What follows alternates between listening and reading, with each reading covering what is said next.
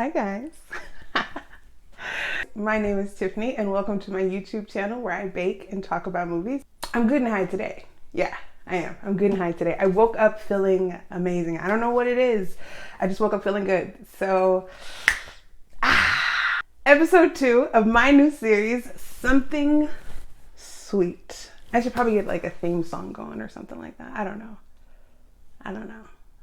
But it's episode 2, 2 weeks in a row. I said I was going to be here for you guys every Monday in 2024, and that's what I'm going to do.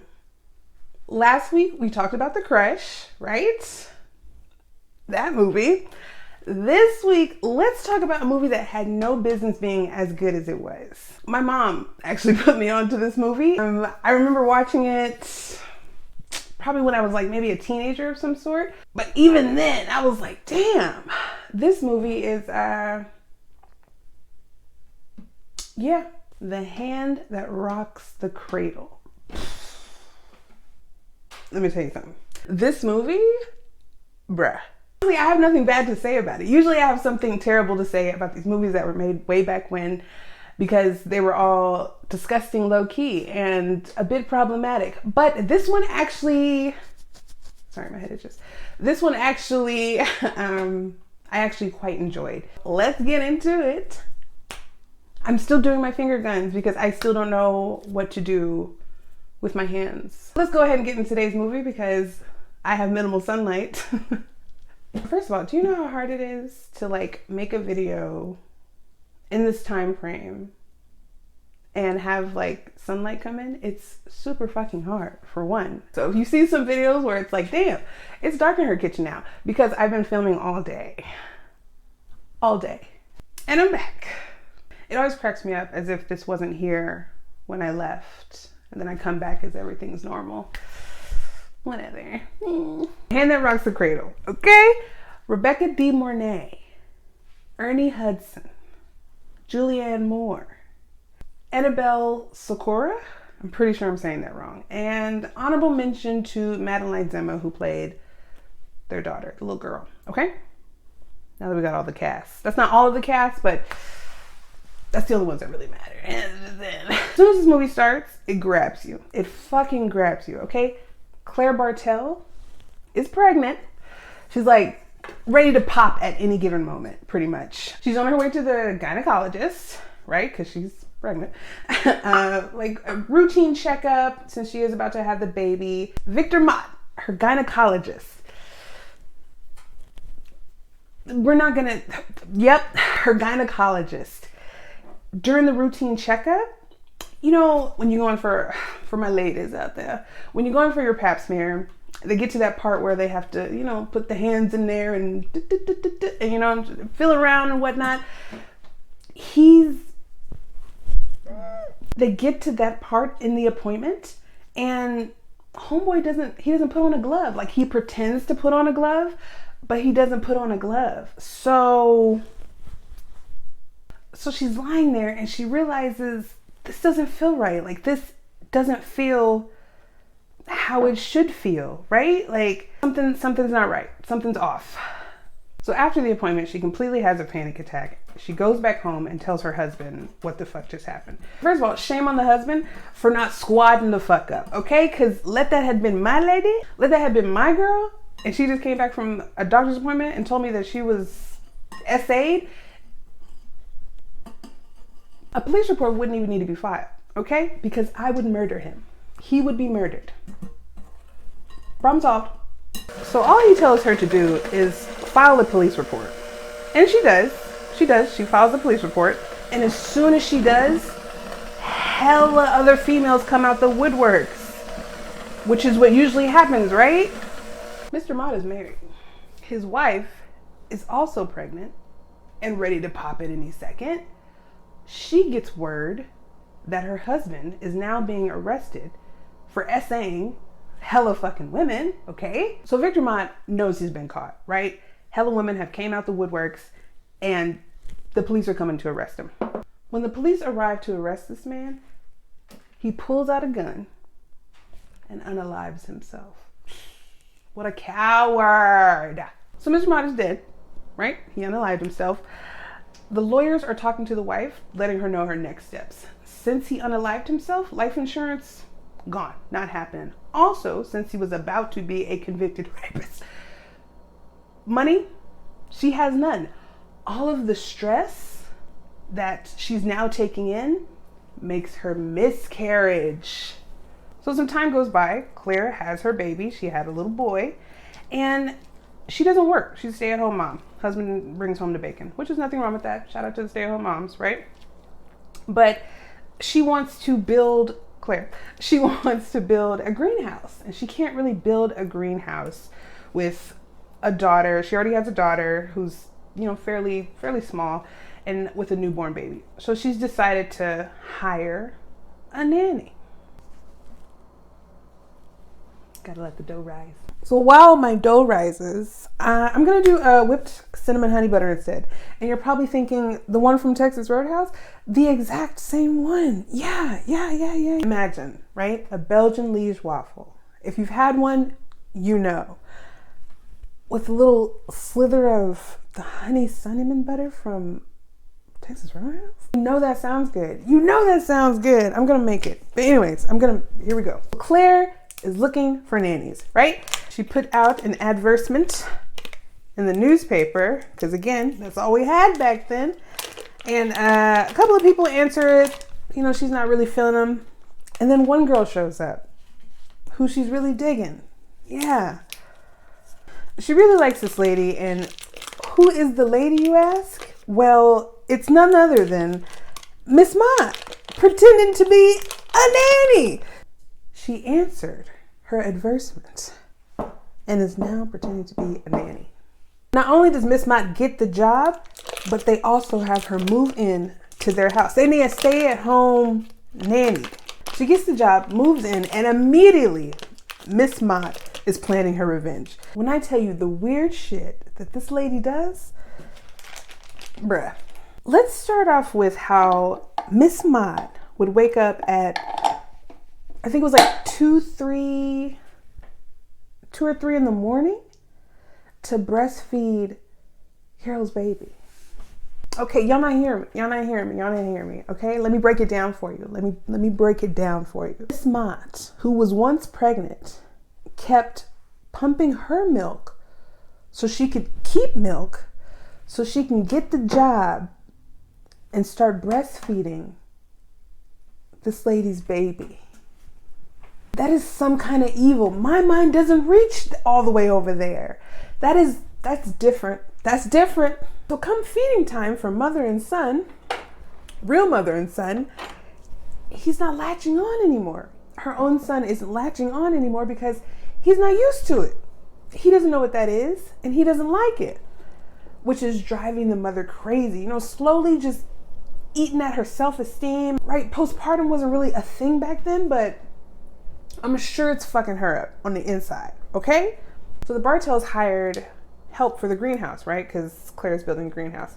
The company that they hired help from employs people with special needs, and it's to help them operate in the world by themselves and to have employment, right? It's a beautiful project. The guy that hired Sam is absolutely fucking wonderful, right? Not only is he good at his job, he's really great with their daughter, right? The Bartels, their daughter.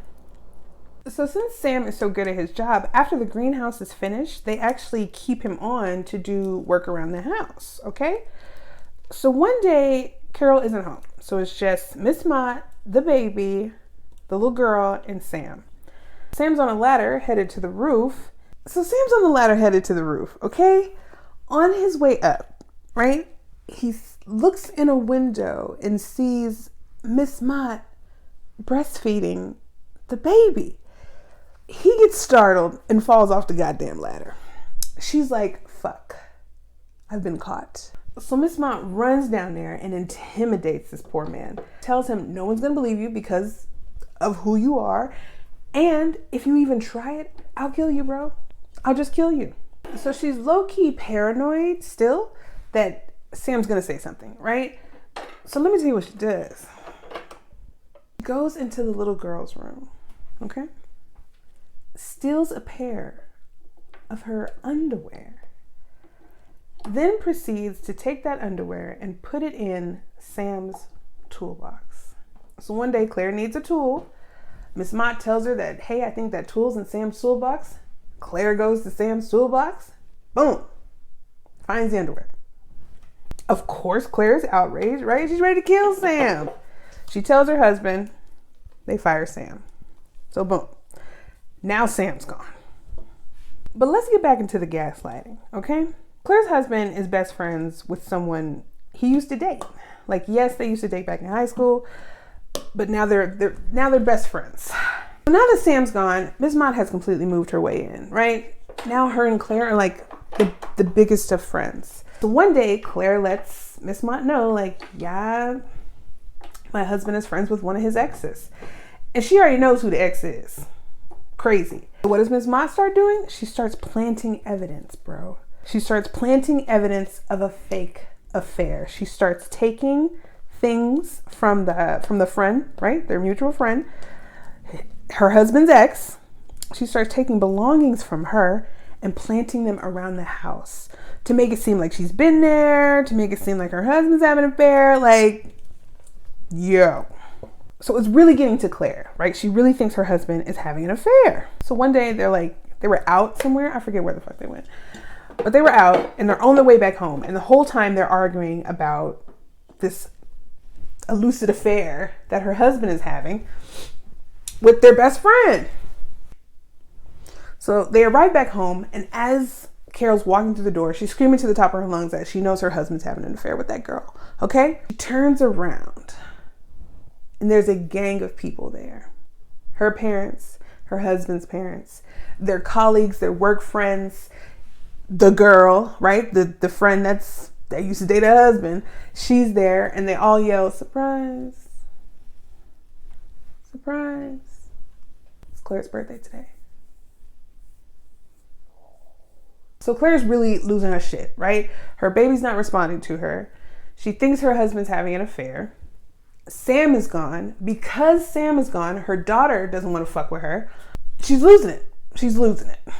So the friend knows something's up, right?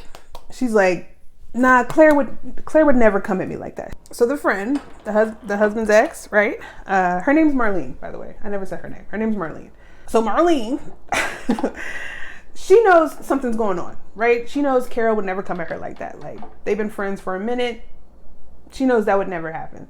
She already had her reservations about Miss Mott anyway. By the way, Miss Mott doesn't go by Miss Mott in the movie. I just forgot her name, so her name's Miss Mott. But Marlene has always had reservations about Miss Mott anyway, right? She's just like, why would you want another woman living in your house like that? Something about that ain't right. Which I'm like, girl, yes, something about that is not right. So she knows something's going on. She doesn't know what's going on, but she knows something's not fucking right. She knows Carol would never come at her like that. So yeah, Marlene's like, girl, why do you have another woman living in your house anyway? Like, that shit's not cool. Because shortly after Miss Mott moved in, she redecorated that baby's nursery. But she redecorated in a very specific way. Like, almost in a way like she already had this planned out. You know what I mean? Like, this wasn't just, oh, I think this will be cute in the nursery. No, it was like a full-on redecorated ass nursery. And Marlene always thought there was something strange about that. Like, why would you let this lady come in and redecorate your baby's shit? Why would you do that? Back to what I said about Marlene thinking something's up, okay? She's a real estate agent. So one of the houses that she has to sell is Miss Mott's old house. So she goes to check out the house to see what she can work with, right? Because everybody and their mama know that this is the doctor's house. The doctor who was all those women and the wife who had the miscarriage. And yeah, we all know whose house this is. Nobody's buying this shit, okay? Nobody wants to look at this shit. So she's in the house. She's checking it out. She's going from room to room. And she gets to the nursery. And what does she find? She finds the same setup. The same setup that's in Carol's nursery. You know what I'm saying? It's not just one or two things that's like similar. Like, okay, like, oh, everybody saw this and thought it was a great idea to put it in their nursery. No, it's the same fucking setup. From the wallpaper to the paint to the crib, like the same setup.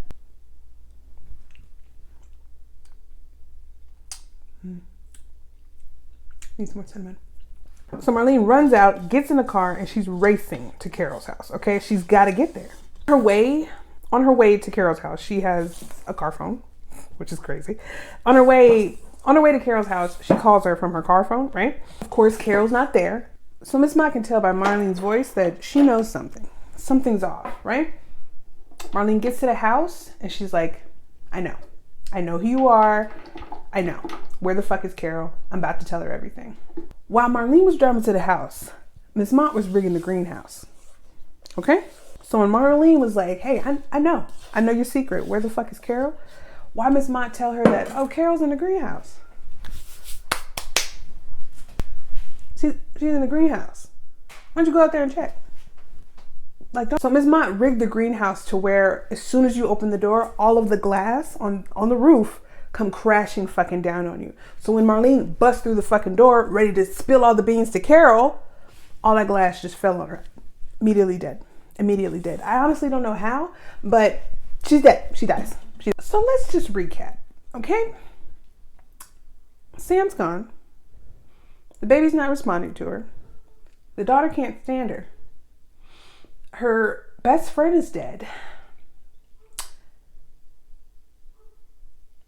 Yeah. At some point, when are we gonna realize that, hey, since this person has moved into your home, shit has been off, okay?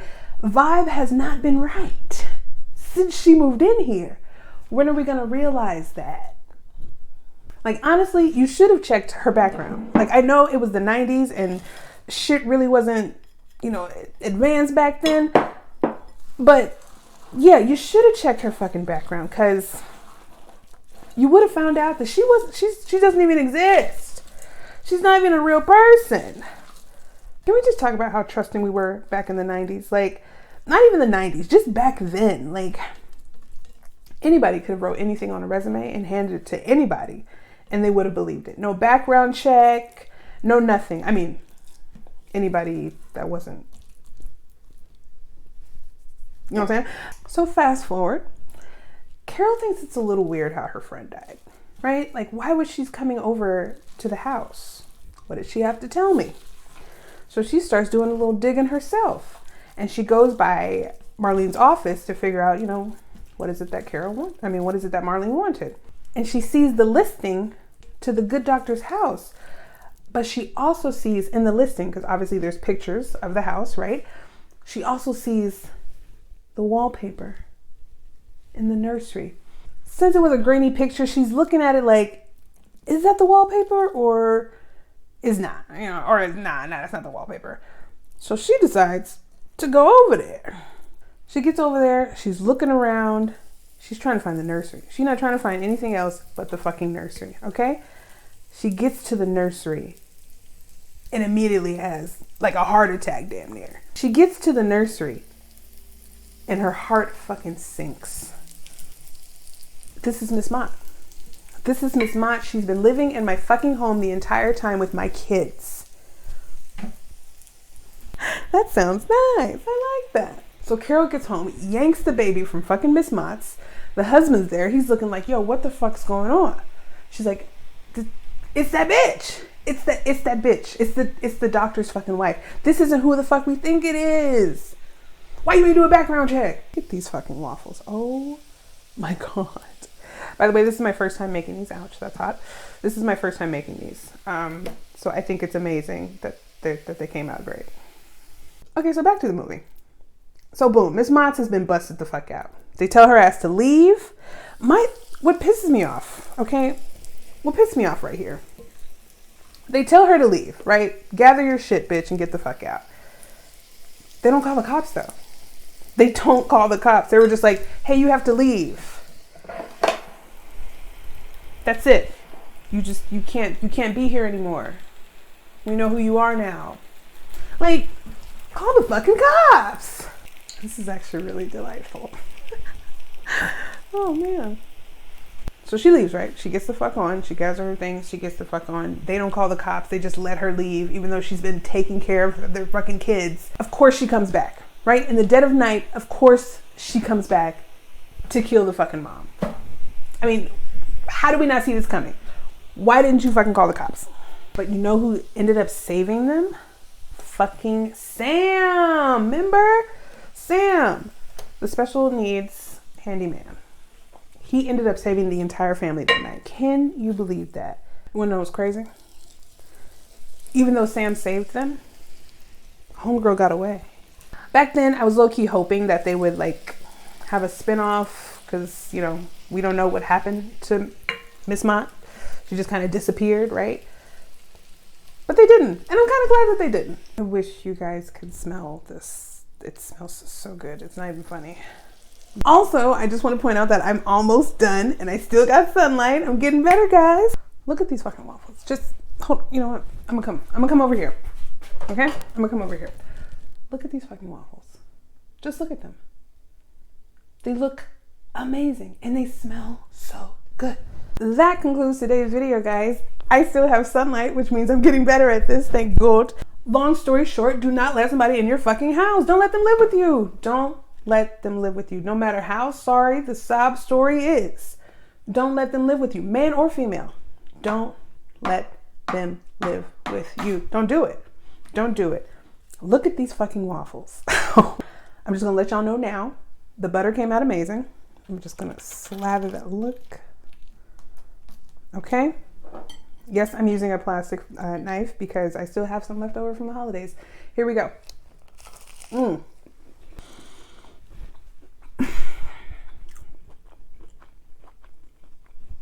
But did y'all hear it?